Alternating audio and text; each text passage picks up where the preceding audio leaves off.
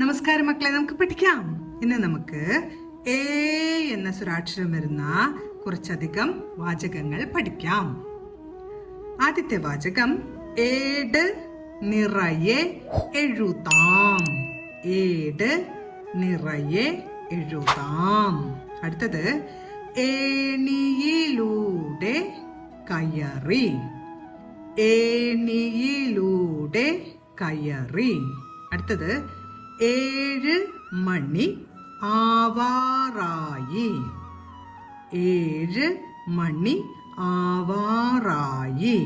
അടുത്തത് ഏത്തപ്പഴം വളരെ ചെറുതാണ്. ഏത്തപ്പഴം വളരെ ചെറുതാണ്.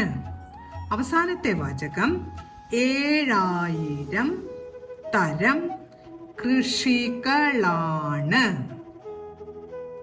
7000 തരം കൃഷികളാണ്.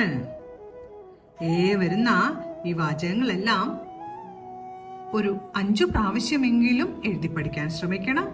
അടുത്ത ക്ലാസ്സിൽ കാണാം മക്കളെ. നമസ്കാരം.